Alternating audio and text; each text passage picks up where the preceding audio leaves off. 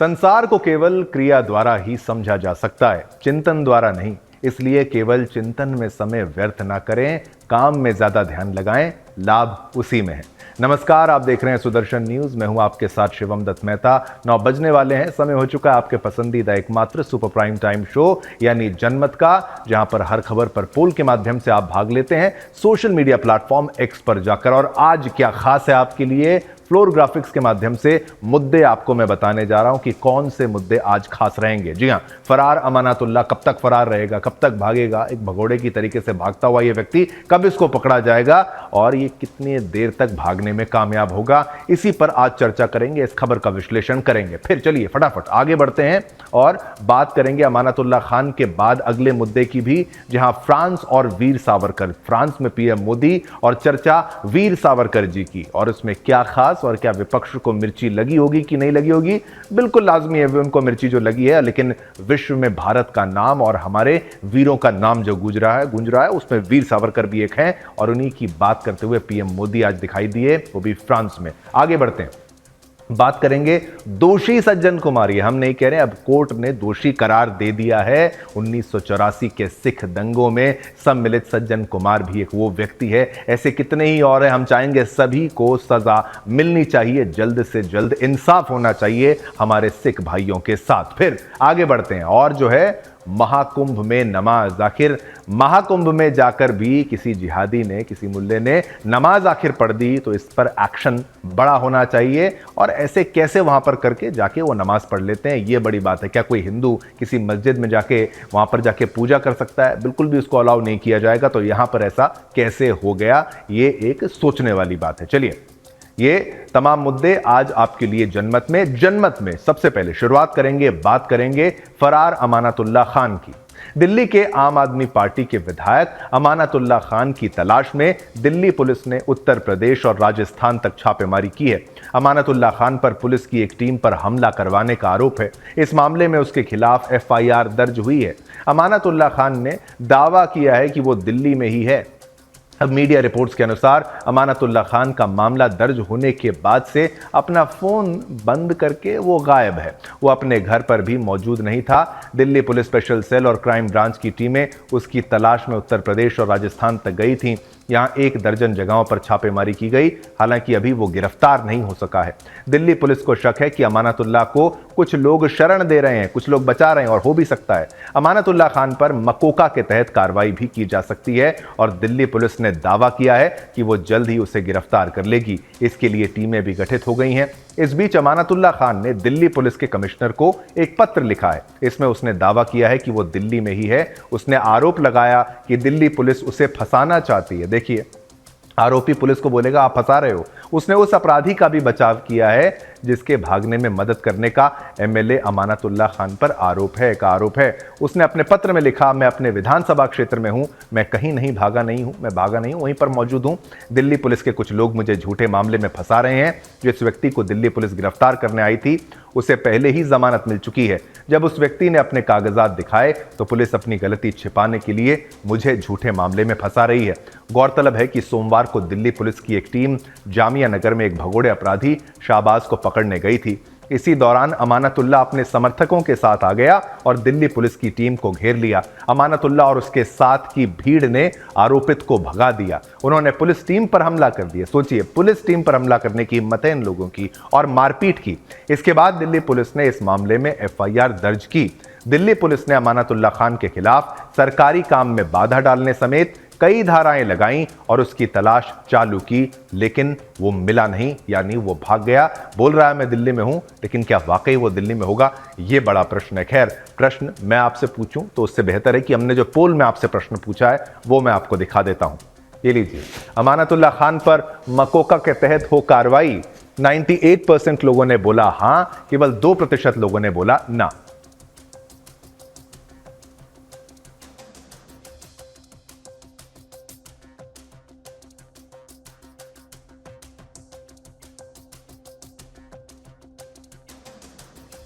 अब चलिए आगे बढ़ते हैं, अगली खबर का रुख करते हैं। ये भी बहुत महत्वपूर्ण स्टोरी है, बहुत महत्वपूर्ण खबर है। देखिए, सोशल मीडिया पर आजकल एक ऐसी खबर सामने आई है जिसे जानकर लोग हैरान रह गए हैं। ये खबर पश्चिम बंगाल से है, जहां जेल में सजा काट रही, ये कथित तौर पर कहा जा रहा है कि जहां पर जेल में सजा काट रही महिलाओं के ने 196 बच्चों को जन्म दिया है। हैरान करने वाली बात यह है कि ये महिलाएं जब जेल में आई थी तब वे गर्भवती नहीं थी।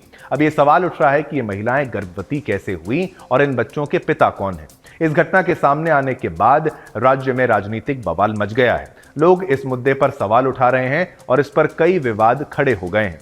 इस पर सवाल उठाना स्वाभाविक है, उठना है, क्योंकि यह मामला केवल जेलों में महिलाओं की सुरक्षा और शारीरिक स्थिति से जुड़ा हुआ नहीं है, बल्कि इस घटना ने राज्य की कानून व्यवस्था और प्रशासन पर भी गंभीर सवाल खड़े कर दिए हैं।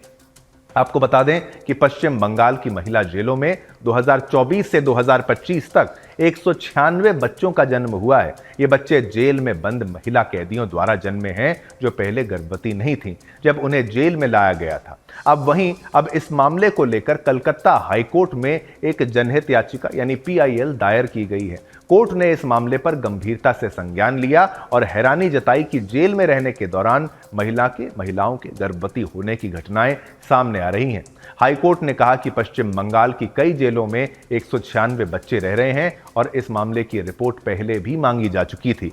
वहीं इस मामले पर भाजपा ने पश्चिम बंगाल की मुख्यमंत्री ममता बनर्जी पर तीखा हमला किया है। भाजपा विधायक अग्निमित्रा पॉल ने ममता बनर्जी को घेरते हुए कहा कि पश्चिम बंगाल में बलात्कार अब संस्कृति का हिस्सा बन गया है। उन्होंने ममता बनर्जी से सवाल किया कि जेलों में महिलाएं गर्भवती क्यों हो रही हैं, उनके साथ क्या हो रहा है। भाजपा ने यह भी कहा कि ममता बनर्जी को इसका जवाब देना चाहिए। इसके साथ ही अग्निमित्रा पॉल ने ममता बनर्जी से इस्तीफे देने की मांग करते हुए कहा कि राज्य में महिलाओं का गलत तरीके से इस्तेमाल हो रहा है और यह शर्मनाक है। उनका कहना था कि पश्चिम बंगाल की जेलें सुरक्षित नहीं हैं और महिला कैदियों की सुरक्षा भी खतरे में है। हालांकि इस पूरे मामले में अब तक किसी की गिरफ्तारी नहीं हुई है और स्थिति स्पष्ट नहीं हो पाई है। यह मामला अब राज्य और देश भर में चर्चा का विषय बन चुका है। महिलाओं की सुरक्षा और जेलों के अंदर हो रही घटनाओं पर गंभीर सवाल उठ रहे हैं।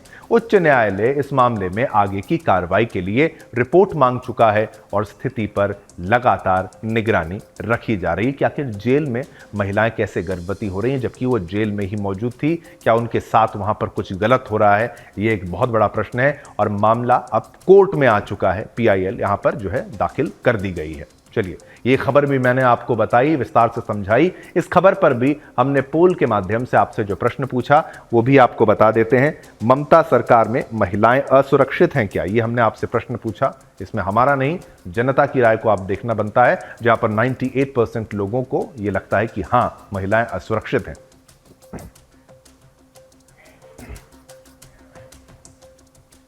अब आगे बढ़ते हैं पश्चिम बंगाल की एक और खबर और हमारे सुदर्शन न्यूज के चैनल से संबंधित। चलिए मैं आपको खबर बताता हूं। पश्चिम बंगाल के कूच बिहार में वीर सूर्या महावीर चीला जी की 515वीं जन्म जयंती के अवसर पर क्षत्रिय हिंदू समाज का एक विशाल आयोजन हुआ जिसमें लाखों लोगों की भीड़ उमड़ी। इस भव्य कार्यक्रम में सुदर्शन चैनल के संपादक डॉक्टर सुरेश चौहान के जी मुख्य अतिथि के रूप में यहां पर शामिल हुए थे। इस कार्यक्रम में कूच बिहार को अलग से केंद्र शासित प्रदेश यानी यूनियन टेरिटरी या राज्य का दर्जा देने की मांग जोर शोर से उठी। डॉक्टर सुरेश चौहान के जी ने इस मांग का समर्थन करते हुए कहा, केवल यूटी क्यों बल्कि कूच बिहार को राज्य का दर्जा मिलना चाहिए। हमें प्रधानमंत्री मोदी जी पर पूरा भरोसा है कि वो इस पर उचित निर्णय लेंगे। इस दौरान कूच बिहार के राजा अनंत राय जी भी मौजूद थे जिनका शाही अंदाज में भव्य स्वागत किया गया। इस सभा में उपस्थित क्षत्रिय हिंदू समाज ने एक स्वर में कूच बिहार को विशेष प्रशासनिक पहचान देने की मांग की और इसे क्षेत्र के विकास के लिए अहम बताया। राजनीतिक रूप से अहम संकेत यह कि कूच बिहार को लेकर यह मांग राजनीतिक रूप से भी महत्वपूर्ण मानी जा रही है। स्थानीय क्षत्रिय समाज लंबे समय से एक क्षेत्र के लिए विशेष दर्जे की मांग करता आ रहा है। इस आयोजन ने इस मांग को और मजबूत कर दिया है। अब सभी की नजरें केंद्र सरकार के फैसले पर टिकी हैं। आइए सुनते हैं क्या कुछ कहा है सुदर्शन न्यूज के प्रधान संपादक डॉक्टर सुरेश चौहान के जी ने वहां पर। तभी हमने 1741 में एकत्र आकर कूटनीति की थी। आज उस कूटनीति अर्थात साम दाम दंड भेद इसका उपयोग करेंगे और कूच विहार को उसका अधिकार देते रहे। आज माइक पर ज्यादा बोलने के बजाय क्या करेंगे इस रणनीति का बहुत ज्यादा उल्लेख करने के बजाय, मोदी जी को चुनौती देने के बजाय, क्योंकि मुझे विश्वास है कि हमको हमारा कूच विहार अगर कोई ले सकता है तो नरेंद्र मोदी ही ले सकते हैं। दे सकते कि नहीं? क्यों दे सकते? मैं इससे बोल रहा हूं क्या? नहीं, इसका कारण है भारतीय जनता पार्टी की पॉलिटिकल पॉलिसी है छोटे राज्य की। उन्होंने ही उत्तराखंड बनाया, उन्होंने ही तेलंगाना बनाया। अगर जिस पार्टी की पॉलिसी ही छोटे छोटे राज्य बनाने की और कहते हैं हम ऐतिहासिक गलतियों को दुरुस्त करेंगे, तो यहाँ पर नौ नीतियां लागू होंगी बिहार के लिए। ऐतिहासिक गलती को दुरुस्त करने की भी यहाँ पर संभावना है और छोटा राज्य भी यहाँ पर बन सकता है। और छोटा क्या? महाराज जी लोग बोल रहे थे 1 करोड़ जनसंख्या, पूर्वोत्तर में तो 6 लाख के राज्य है, ये तो गोवा से बड़ा राज्य बनेगा। और मुझे विश्वास है कूच विहार जब इस देश का एक अलग राज्य बनेगा, यहाँ तो यूनियन टेरिटरी मांग रहे हैं। मैं कहता हूँ कि क्यों यूनियन टेरिटरी मांग रहे हैं?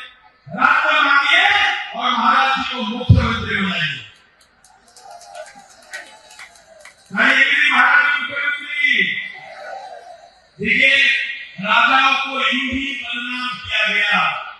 मैं पत्रकार हूं, फिर भी बताता हूं, देखिए राजा होते थे तो राजा घूमने पाते थे क्या?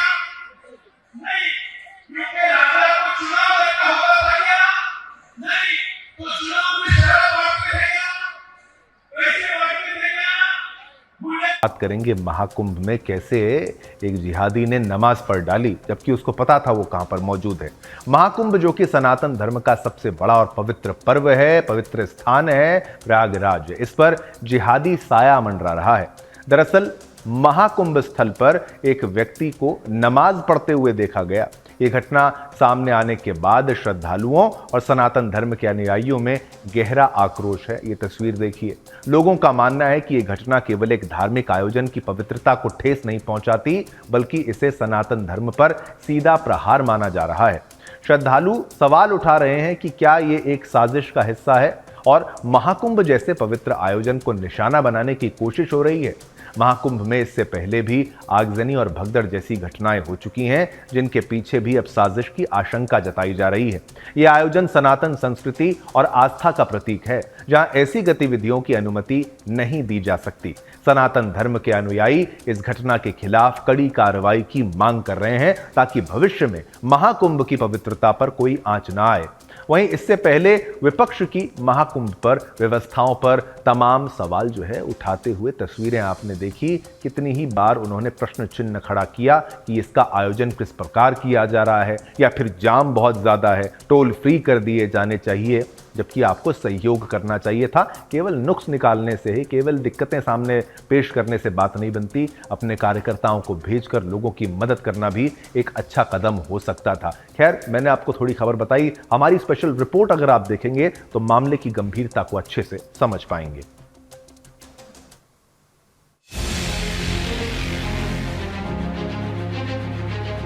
महाकुंभ, जो सनातन धर्म का सबसे बड़ा पर्व है, इन दिनों विवादों में है। इस विवाद की वजह है एक वायरल वीडियो जिसमें एक व्यक्ति महाकुंभ स्थल पर नमाज पढ़ता नजर आ रहा है। इस घटना ने श्रद्धालुओं और सनातन धर्म के अनुयायियों के बीच भारी आक्रोश पैदा कर दिया है। श्रद्धालु इसे सनातन संस्कृति पर सीधा प्रहार मान रहे हैं। मैं सेक्टर 18 से आ रहा था संगम की ओर, और बीच रास्ते में देखा तो एक जिहादी मतलब मुसलमान था जो नमाज पढ़ रहा था। ये जो सड़क के साइड पे जो खुले बीच सड़क पे मतलब साइड, हाँ, चौराहे पे नमाज पढ़ रहा था। और मैं देखा तो कुछ पुलिस लोग थे वहाँ पर, उसको देख रहे थे। महाकुंभ जैसे पवित्र आयोजन में पहले भी आग की घटनाएं और मौनी अमावस्या के दिन भगदड़ की अफवाहें फैलाई गई थीं।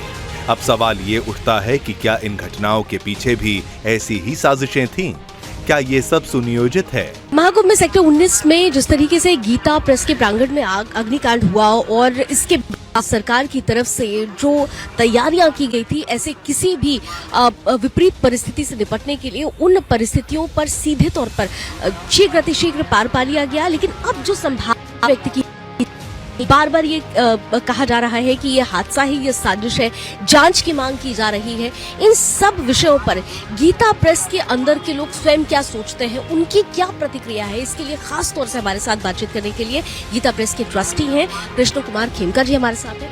कृष्ण कुमार जी, सबसे पहले तो मैं जानना चाहूंगी कि एग्जैक्टली हुआ क्या था, क्योंकि हम 4 लोगों से मिल रहे हैं, 4 अलग अलग बातें हो रही हैं। एग्जैक्टली क्या हुआ था, अगर आपकी उपस्थिति उस वक्त यहाँ पर? लगभग शाम को 4 बजे हमारे कैंप की बाउंड्री वाल से बाहर जो कैंप है वहीं से चिंगारी हमारे यहाँ आई। इसलिए कह सकता हूँ दावे के साथ, हमारे यहाँ किसी भी कॉटेज में कोई हीटर नहीं है, कोई गीजर नहीं है, कोई इमर्शन रॉड नहीं है, कोई पावर प्लग नहीं है। तो हमारे यहाँ बिल्कुल MCB लगे हैं तारों में, किसी प्रकार का कोई शॉर्ट सर्किट नहीं है, कोई घटना हमारे अंदर हो ही नहीं सकती। सरकार की तरफ से तुरंत जो त्वरित कार्रवाई की गई, कितना संतुष्ट उससे आप लोग? 100% यहाँ का प्रशासन पूरा सहयोग दे रहा है हमको। एक तरफ सनातनियों के सबसे बड़े पर्व महाकुंभ पर जिहादियों का साया है, तो दूसरी तरफ महाकुंभ की व्यवस्थाओं पर सवाल उठाने वाला विपक्ष। ये वही विपक्ष है जिसने महाकुंभ में 40 करोड़ श्रद्धालुओं के पहुंचने के दावे पर संदेह जताया था। महाकुंभ जो 144 साल बाद एक झूठा प्रचार किया गया। सभापति महोदय, इन्होंने कुंभ में स्नान नहीं किया। अरे भाई, गंगा में डुबकी लेने से गरीबी दूर होती क्या? आपको खाना मिलता पेट को। हालांकि मात्र 30 दिनों में 50 करोड़ श्रद्धालु संगम में आस्था की डुबकी लगा चुके हैं।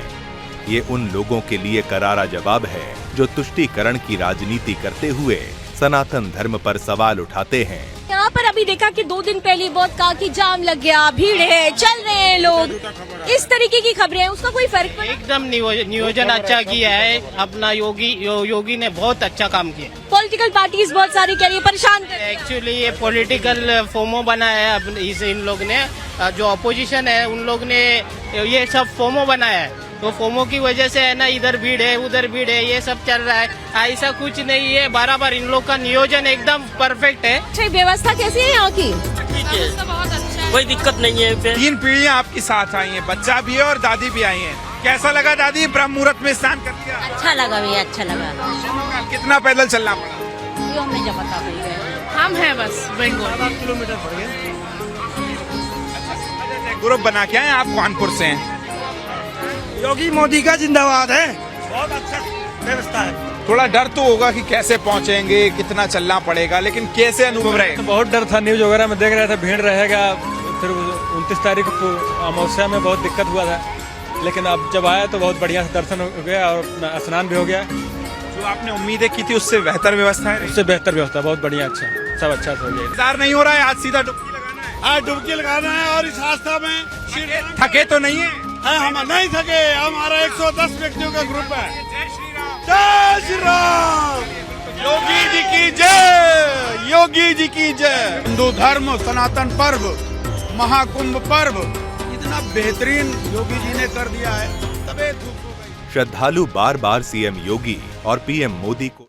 चलिए, ये खबर भी हमने आपको दिखाई। हमने एक कंपैरिजन आपको दिखाया एक विपक्ष के आरोपों का, और देखिए कैसे कुछ लोग वहां पर नमाज पढ़ रहे हैं और उसके बाद भी अब विपक्ष जो है बचाने जरूर आ जाएगा। और सोचिए, कुंभ पर एक तरीके से विवाद सबसे पहला किसने शुरू किया था? वक्फ ने। वक्फ ने ये कह दिया था बोर्ड ने कि भाई ये हमारी जमीन पर ही तो कुंभ जो है वो आयोजित किया जा रहा है। एक तो वक्फ इतना बड़ा झूठा है, इससे बड़ा झूठा कोई हो नहीं सकता। मैंने बार बार 1000 बार मांग यहां पर करी है। सुदर्शन न्यूज भी कहता है वक्फ को खत्म कर देना चाहिए, भारत में उसकी कोई आवश्यकता नहीं है, बाहर भेजिए, बाहर उसको पाकिस्तान अफगानिस्तान यहां पर करना चला है अपने वक्फ बोर्ड को।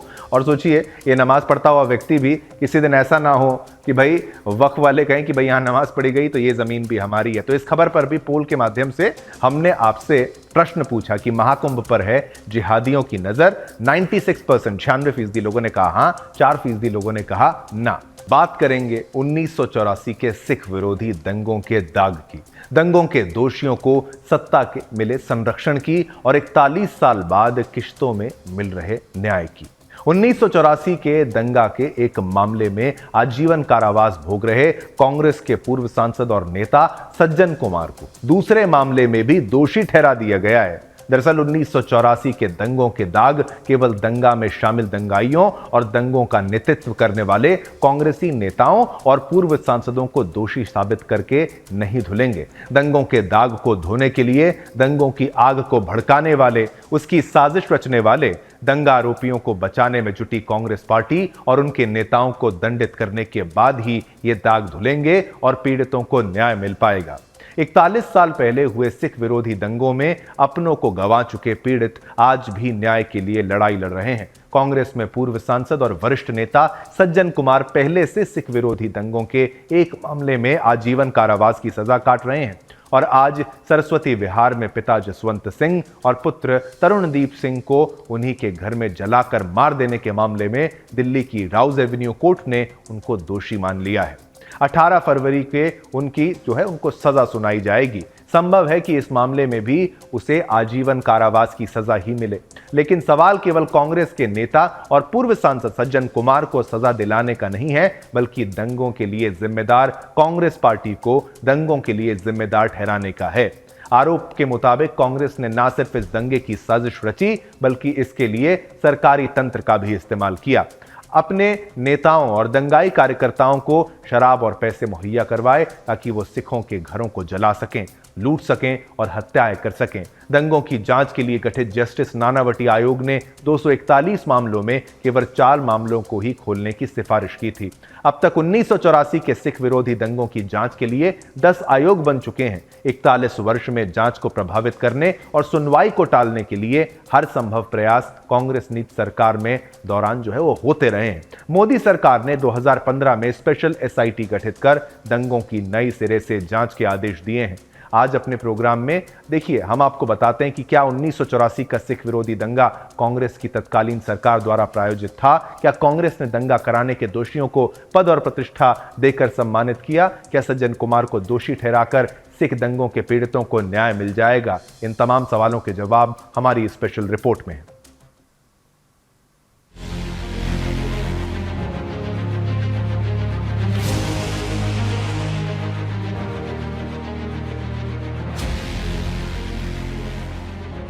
दिल्ली की राउज एवेन्यू कोर्ट ने पूर्व कांग्रेस सांसद सज्जन कुमार को सिख दंगों के दौरान 2 सिखों की हत्या के मामले में दोषी करार दिया।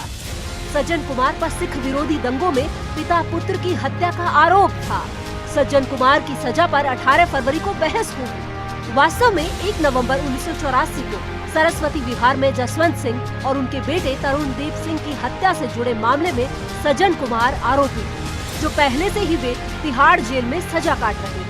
लेकिन सिख दंगे की कांग्रेसी साजिश की कहानी सिर्फ सज्जन कुमार तक सीमित नहीं है। 31 अक्टूबर 1984 जब तत्कालीन प्रधानमंत्री इंदिरा गांधी की उनके ही सिख बॉडीगार्ड्स ने हत्या कर दी, उसके बाद दिल्ली की सड़कों पर जो आग और खून बहा, उसने इंसानियत को शर्मसार कर दिया।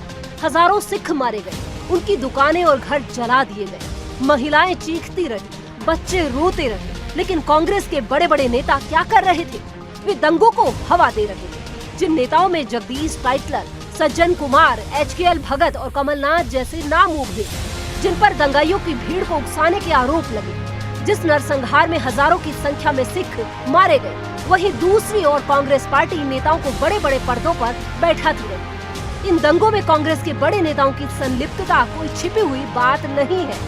सज्जन कुमार पर दंगाइयों के साथ सिखों के खिलाफ नारे लगवाने के आरोप है। जगदीश टाइटलर पर सिखों की हत्या और दुकानों के लूटने के आरोप है और कमलनाथ पर हत्या के लिए भीड़ को भड़काने के आरोप है। नानावटी आयोग की रिपोर्ट ने इन नेताओं की काली सच्चाई सामने रखी। रिपोर्ट में HKL भगत, जगदीश टाइटलर, रामलाल, काका बाली, रामचंद्र नागोरिया और तरविंदर सिंह बेदी जैसे नामों का जिक्र किया गया, जो सिखों के खिलाफ हिंसा में सीधे तौर पर शामिल थे। वहीं कांग्रेस ने इन नेताओं को बचाने के लिए हर संभव कोशिश की। वेद मारवाह कमीशन को बीच में ही रोक दिया गया। रंगनाथ मिश्रा कमीशन ने कांग्रेस को दोष मुक्त करार दिया और इनाम के तौर पर रंगनाथ मिश्रा को राज्यसभा भेज दिया गया। कपूर मित्तल कमेटी ने 72 पुलिस कर्मियों को दोषी ठहराया, लेकिन किसी के खिलाफ कोई कार्रवाई नहीं हुई। लेकिन कहानी में नया मोड़ 2014 के बाद आया। मोदी सरकार ने 2015 में एसआईटी का गठन किया और इसके बाद 2018 में पहली बार किसी दोषी को सजाए मौत दी गई।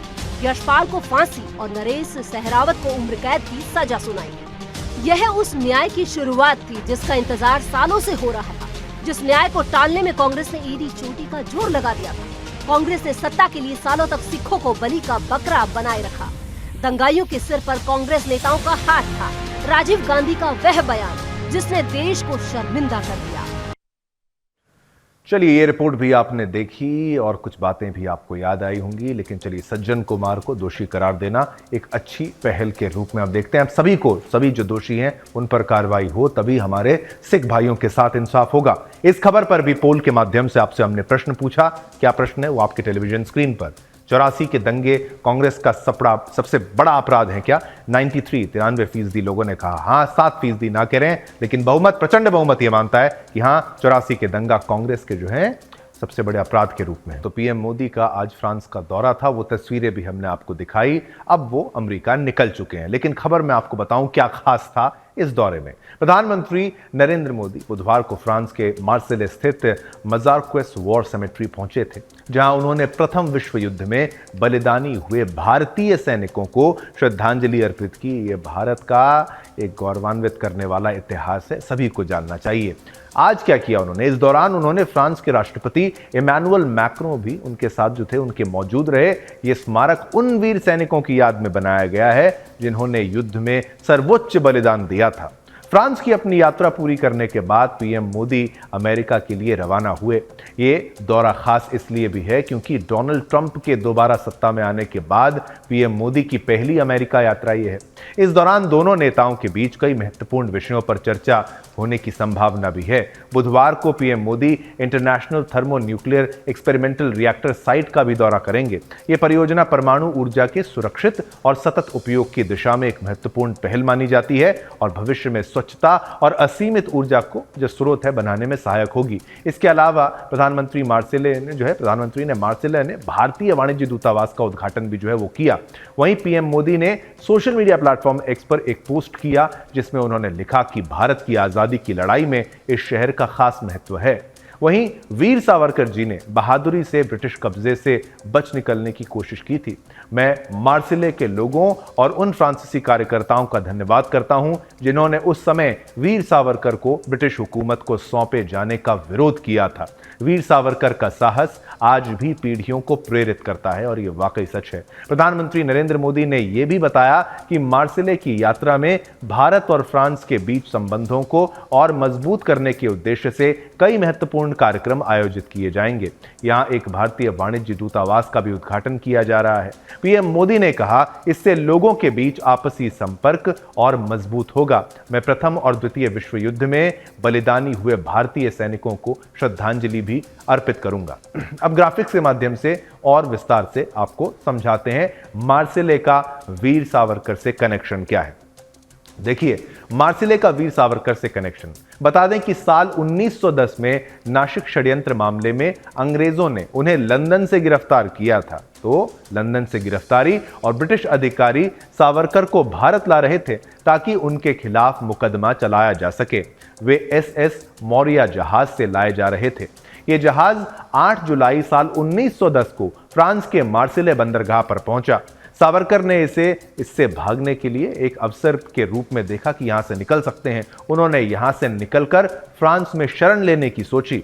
इसके लिए उन्हें सबसे पहले इस जहाज से निकलना था। उन्होंने एक पोर्ट होल के जरिए जहाज से बाहर निकलने की कोशिश की। वे तैरकर फ्रांस के तट की ओर जाने लगे। इसी दौरान उन्हें फ्रांस के अधिकारियों ने पकड़ लिया और अंग्रेजों के हवाले कर दिया। सावरकर को लेकर फ्रांस और ब्रिटेन में कूटनीतिक तनाव भी रहा है।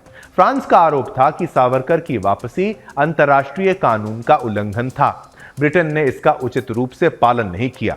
साल 1911 में मामले को लेकर स्थायी मध्यस्थता न्यायालय ने फैसला सुनाया कि सावरकर की गिरफ्तारी में अनियमितता थी। हालांकि ब्रिटेन सावरकर जी को फ्रांस को वापस देने के लिए बाध्य नहीं था। फ्रांसीसी सरकार का तर्क था कि सावरकर को ब्रिटिश अधिकारियों को सौंपना अंतर्राष्ट्रीय कानून का उल्लंघन करना था।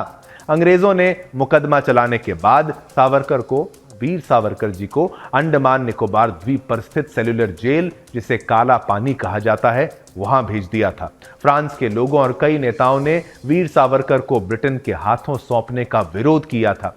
प्रधानमंत्री का यह दौरा भारत और फ्रांस के बीच ऐतिहासिक संबंधों को मजबूत करने के साथ साथ ऊर्जा, सहयोग और वैश्विक मुद्दों पर द्विपक्षीय बातचीत की गति देने का महत्वपूर्ण अवसर भी साबित हुआ है। लेकिन खास तौर पर वीर सावरकर जी को याद किया गया फ्रांस की धरती से, जिनके बलिदान को आज हर कोई जानता है। इस खबर पर भी हमने आपसे पोल के माध्यम से प्रश्न पूछा है। जनमत में हर खबर पर एक स्पेशल पोल होता है। ट्विटर पर, सोशल मीडिया प्लेटफॉर्म एक्स पर वीर सावरकर हैं भारत के वीरों की पहचान, ये हमने आपसे सवाल पूछा तो 99% लोगों ने कहा हां, वीर सावरकर भारत के वीरों की पहचान है। तो जैसा कि मैंने थोड़ी देर पहले आपको बताया कि फ्रांस में पीएम मोदी थे, उसके बाद वो रवाना हुए अमेरिका के लिए। देखिए, पीएम मोदी और अमेरिका के राष्ट्रपति डोनाल्ड ट्रंप 13 फरवरी को वॉशिंगटन में मुलाकात करने वाले हैं। ट्रंप के दूसरे कार्यकाल के लिए शपथ लेने के बाद से यह पीएम मोदी की पहली द्विपक्षीय यात्रा है। दोनों नेताओं के बीच होने वाली ये मीटिंग कई मायनों में अहम मानी जा रही है। वॉशिंगटन में होने वाली इस मीटिंग में भारत अमेरिका रणनीतिक संबंधों, खासकर व्यापार, रक्षा और ऊर्जा सहयोग जैसे क्षेत्रों को मजबूत करने पर फोकस किए जाने की उम्मीद है। रिपोर्ट के मुताबिक 12 फरवरी की देर रात पीएम मोदी वॉशिंगटन पहुंचेंगे और अगले दिन राष्ट्रपति ट्रंप के साथ उनकी वार्ता होगी। डोनाल्ड ट्रंप ने 20 जनवरी को संयुक्त राज्य अमेरिका के 47वें राष्ट्रपति के रूप में शपथ ली थी। उनके शपथ ग्रहण के बाद पीएम मोदी ने 27 जनवरी को उनसे बात की। इस दौरान दोनों नेताओं ने व्यापार, ऊर्जा और रक्षा में सहयोग बढ़ाने पर ध्यान केंद्रित करते हुए एक विश्वसनीय साझेदारी के लिए प्रतिबद्धता जताई है। अब मोदी ट्रंप की मुलाकात का शेड्यूल बताते हैं आपको। 13 फरवरी 2025 को व्हाइट हाउस वॉशिंगटन डीसी में पीएम मोदी का आगमन होगा। अगर लाइव स्ट्रीमिंग और कवरेज प्रसारण की बात करें तो पीएम मोदी के आधिकारिक सोशल मीडिया प्लेटफॉर्म, विदेश मंत्रालय के ऑफिशियल चैनल, व्हाइट हाउस के ऑफिशियल पोर्टल पर होगा और सुदर्शन न्यूज पर आप देख सकते हैं खास तौर पर। अब बात करते हैं कि क्या टैरिफ पर चर्चा होगी। टैरिफ यानी टैक्स। अमेरिका जो है सभी पर टैक्स थोप रहा है, चाहे कनाडा हो चाहे चीन हो, सभी की ऐसी की तैसी कर रखी है। आपको बता दें कि डोनाल्ड ट्रंप के सत्ता में आने के बाद से कनाडा, मैक्सिको और चीन जैसे देशों पर भारी भरकम टैरिफ लग चुका है, लगाने का प्रयास किया जा चुका है। भारत पर टैरिफ लगाए जाने को लेकर भी ट्रंप का रुख सख्त रहा था, लेकिन अभी तक ट्रंप ने भारत पर किसी तरीके का टैरिफ नहीं लगाया है। माना जा रहा है कि इस दौरे के दौरान दोनों नेताओं के बीच टैरिफ को लेकर बातचीत हो सकती है। साथ ही अरबपति कारोबारी और ट्रंप की टीम में डिपार्टमेंट ऑफ गवर्नमेंट एफिशिएंसी यानी डॉजी के प्रभारी इलॉन मस्क सहित अमेरिकी कारोबारियों के साथ भी ट्रंप की बातचीत हो सकती है। भारत का एजेंडा न्यूक्लियर एनर्जी सेक्टर में अमेरिकी निवेश का भी है। पीएम मोदी 12 फरवरी को वॉशिंगटन पहुंच जाएंगे, जैसे आज ही के दिन मैं आपको बताऊं, और 13 फरवरी को ट्रंप से मुलाकात यानी कल मुलाकात भी है। इस दौरान व्हाइट हाउस में ट्रंप पीएम मोदी के लिए डिनर की मेजबानी भी करेंगे और सबसे पहले आपको सटीक एग्जैक्ट खबर जो है मिलेगी तो सुदर्शन न्यूज पर मिलेगी। चलिए, यह खबर भी हमने आपको बताई, इसको भी विस्तार से आपको समझाया कि इसमें क्या खास था। अब आगे बढ़ेंगे, अगली खबर का भी रुख करते हैं। आगे क्या है वो आपको मैं बता दूं। बात करेंगे भाग्यनगर की। अब भाग्यनगर के टप्पा चबूतरा स्थित हनुमान मंदिर में, जी हां ध्यान से सुनिएगा, हनुमान मंदिर में बुधवार सुबह मीट मिलने से, मीट यानी कि देखिए मांस मिलने से तनाव फैल गया है। सुबह 3 से 4 बजे के बीच हुई इस घटना के बाद हिंदू संगठनों ने विरोध प्रदर्शन किया है। पुलिस ने शांति बनाए रखने की अपील की है और मामले की जांच शुरू कर दी है। सीसीटीवी कैमरे खराब होने से पुलिस को शुरुआती जांच में दिक्कत आ रही है। बीजेपी नेता टी राजा सिंह ने इस घटना की निंदा की और पुलिस पर कार्रवाई न करने का आरोप लगाया। यह घटना सांप्रदायिक तनाव के बीच हुई है। अक्टूबर 2024 में भी मंदिर में मीट मिलने की घटना हुई थी, पहली बार नहीं है, 2024 में भी हो चुका है, जिसके बाद तनाव फैला था। अब टप्पा चबूतरा के हनुमान मंदिर में बुधवार सुबह करीब 6:30 बजे मंदिर के पुजारी ने शिवलिंग के पास मीट देखकर पुलिस को सूचना दी। पुलिस ने तुरंत इलाके की घेराबंदी कर दी और सीसीटीवी फुटेज की जांच शुरू कर दी। हिंदू संगठनों के कार्यकर्ता मौके पर जमा हो गए और दोषियों के खिलाफ कार्रवाई की मांग करने लगे। पुलिस ने भीड़ को नियंत्रित करने के लिए भारी सुरक्षा बल तैनात कर दिया। जॉइंट सीपी विक्रम सिंह मान ने बताया कि घटना सुबह 3 से 4 बजे के बीच हुई होगी। उन्होंने बताया कि मंदिर के सीसीटीवी कैमरे उस समय काम नहीं कर रहे थे, जिससे जांच में दिक्कत आ रही है। उन्होंने कहा कि हम तकनीकी सुधारों को प्राथमिकता दे रहे हैं और आज रात तक नए कैमरे लग जाएंगे। उन्होंने लोगों से अफवाहों पर ध्यान ना देने की अपील की। बीजेपी नेता टी राजा सिंह ने इस घटना की कड़ी निंदा की है। उन्होंने आरोप लगाया कि मंदिरों को अपवित्र करने की घटनाएं बढ़ रही हैं और पुलिस कोई कार्रवाई नहीं कर रही है। उन्होंने कहा कि हम पवित्र स्थानों का अपमान बर्दाश्त नहीं करेंगे। पुलिस ने लोगों से अफवाहों से बचने की अपील की और पुलिस ने अक्टूबर 2024 की एक घटना का जिक्र किया जब एक मंदिर में मीट मिलने पर बवाल हुआ था, लेकिन बाद में पता चला कि एक आवारा कुत्ता मीट लेकर गया था। अब ये कौन सा कुत्ता है जिसने वहां पर मीट फेंका है? जो इंसान भी होगा तो मैं उसे कुत्ते की श्रेणी में ही डालूंगा। दरअसल वो घटना ऐसे समय हुई है, ये घटना जो है इस समय हुई जब शहर में पहले से ही सांप्रदायिक तनाव है। अक्टूबर 2024 में सिकंदराबाद के मुथैलम्मा मंदिर की मूर्ति तोड़े जाने के बाद भी बड़ा विरोध प्रदर्शन हुआ था और उस मामले में महाराष्ट्र के एक व्यक्ति को गिरफ्तार किया गया था जिसका पहले भी मंदिरों पर हमले करने का इतिहास रहा है। और ऐसे जो कृत्य हैं ये कम क्यों नहीं हो रहे, इस पर रोक लगनी चाहिए और सख्त से सख्त सजा होनी चाहिए। चलिए आज्ञा दीजिए, मन तो बहुत था और भी महत्वपूर्ण खबरें आपके लिए थी, लेकिन समय इतनी ही आज्ञा देता है आपके साथ संवाद करने की। कल फिर आएंगे, नए मुद्दे आपके लिए लेकर आएंगे। तब तक के लिए मेरी तरफ से, मेरी टीम की तरफ से आप सभी को जय हिंद, जय भारत, जय हिंदुस्तान।